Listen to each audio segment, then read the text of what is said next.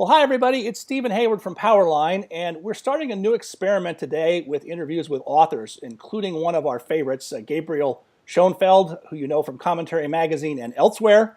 We've got a link up on the site recently to his most recent piece in the Weekly Standard on the state of the American Navy.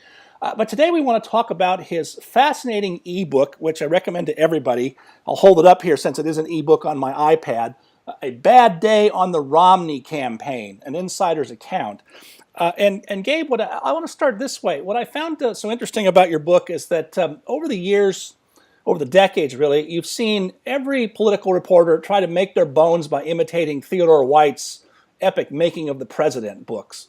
And those are great books, but a lot of the books we get these days are 800 pages long, full of lots of detail and gossip, but very light on analysis and wisdom. And what you've done with this ebook is a short treatment that you can read in one sitting that's full of all kinds of insight and wisdom. So first of all, congratulations on pioneering a new model, I think, that's much more useful. What I'd like to do, Gabe, is start from the top and ask you how you came to join the Romney campaign in the first place and what your role was there. Okay, great. It was very accidental. Romney had written a book called No Apology. I think it came out in 2009. It's a kind of campaign manifesto. And he was represented when he published that book by a firm called Sterling Lord Literastics. They happened to be my agent when I published my book, Necessary Secrets, in 2010. My contact there, Chris Calhoun, my agent, apparently heard from them. They were looking for a speechwriter. He knew I was a conservative. He called me asking me whether there was anyone I could recommend. I recommended myself. I had never written a political speech before in my life. But they tried me out and liked what I was doing for them, and before I knew it, I was working for them as a consultant, and then brought up to Boston to be a speechwriter and do other kinds of writing for the campaign. Interesting. Let me sort of flip all the way to the very end of your book and work backwards, perhaps. To me, the most arresting part was the conclusion. Because I think, like you, I had thought, watching from afar, that one thing the Romney campaign would get right is that, from his business background at Bain Capital and elsewhere, he'd run a competent campaign. But I did fear all along what your book really confirmed, which was too many of Romney's people, including perhaps Romney himself, approached the task of running for president as a marketing problem rather than a political problem. I wonder if you could say a few things about that and what your I don't know if disillusion's the right word, but if you talk about that a bit. It increased working for them, working in the belly of the beast for nearly 2 years. It increasingly dawned on me that they were thinking about politics really as a marketing challenge, as a question of how to get the Romney brand out there, how to make the Romney brand better liked, and how to get consumers on a date certain, election day, to buy the Romney brand over the Obama brand. Right. And this was, in a way, it led them to do various things that I think are dysfunctional, which is to pay a lot of attention to focus groups, which is a standard advertising mechanism to figure out what consumers want to buy,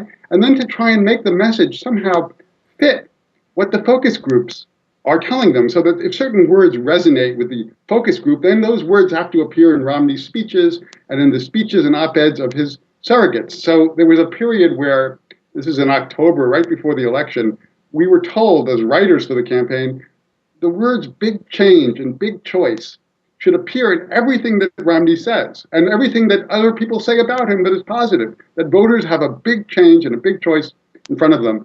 This was a preposterous idea, and it did very little good, or did no good. It made him seem, I think, artificial, and that artificiality was one of his biggest problems.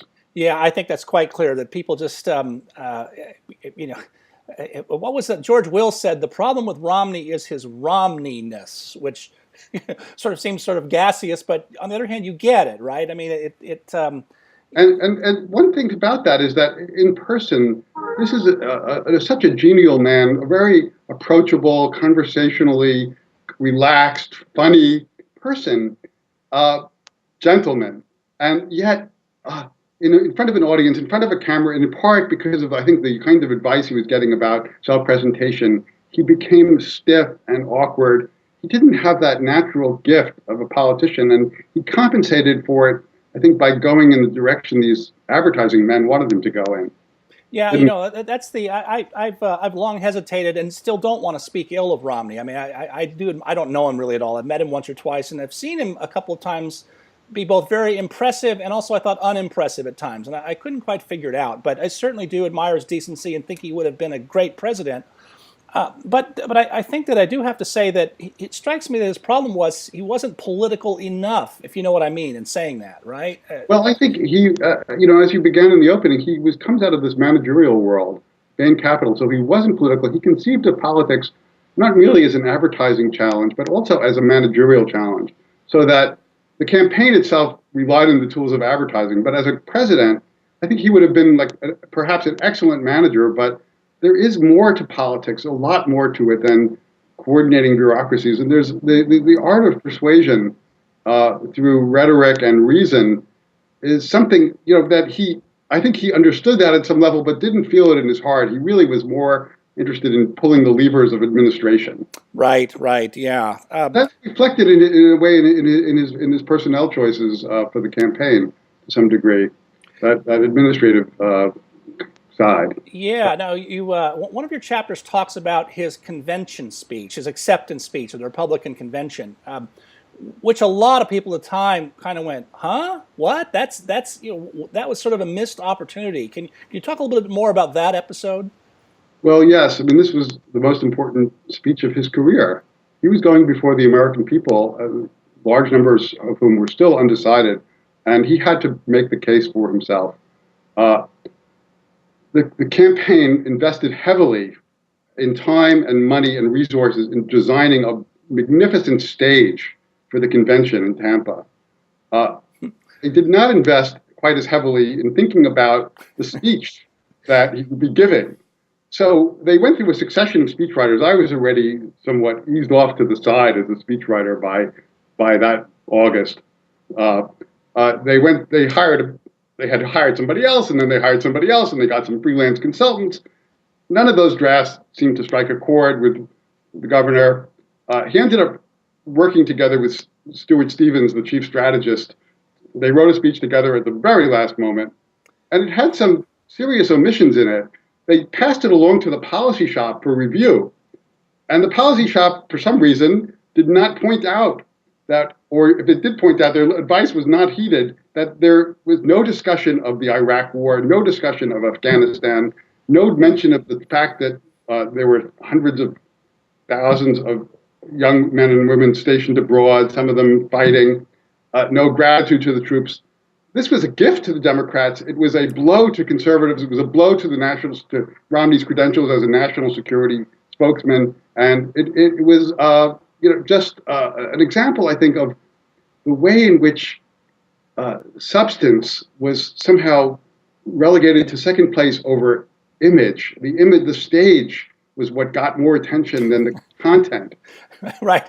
People are still talking about Clint Eastwood's empty chair. Right. And the Clint Eastwood thing, well, that was another, that was a gamble that just went very badly. And they had all these very moving videos of Romney himself, the wonderful works of philanthropy he's done and his just human side. They didn't show those in prime time. They had Clint Eastwood in prime time. Yeah. It's we talk about it. Romney is both his reputation as a capitalist buccaneer that the Obama people pounded on so hard. I have this simple theory about running for president and governing that I'd like to run by you. That I think it fits here. I've thought about this in teaching the presidency to students. Is that the most successful presidents of both parties are the ones who are able to make citizens look up to them. Let me rephrase that. People want to look up to their president for all kinds of decent reasons, but they don't want to think their president is looking back down on them. In other words, we want to put our presidents on the pedestal, but look at them at eye level. So the best presidents are the ones who are, and candidates, are the ones who are able to have some aspect of the common touch. So, Ronald Reagan, Franklin Roosevelt, George W. Bush, and the ones who come across as elitists, and usually that's been Democrats, right? It's Al Gore, John Kerry, do very poorly. And it seemed to me that that was a problem that Romney was not able to overcome. I think that's very fair, and in part, it was the way our advertising campaign worked. We came out of the primaries somewhat bruised from that long slog through all those debates. The strategist will tell you that we had very little money left over for advertising at a time when the Obama team still had deep pockets because they hadn't faced anything in the primary, and so for the whole summer they were pounding Romney on his Bain Capital exploits, quite unfairly in many cases, and he didn't answer. And I think he was reluctant to use his own funds, not because he was tight with his money, but because that just also it feeds the very problem that he's trying to cure. So he raised the money, but they responded quite late on that, and there was also just hesitation internally about the nature of the response. There was internal debate about how to answer these attacks. Some people wanted to really do forthright defense of what he did at Bain Capital. I think that might have been very wise to not try and just sweep it aside and pivot to the offense, but to actually answer the charges, because Bain Capital, it's a mixed bag, but it did open factories in the United States. It did create jobs. It's what free enterprise is about, and you should defend it openly. Yeah. Be sure to tune in to Powerline tomorrow when we'll continue our conversation with Gabe Schoenfeld about what went wrong with the Romney campaign, what happened on Election Day, and the important question of whether the Republican establishment is learning the right lessons from its loss.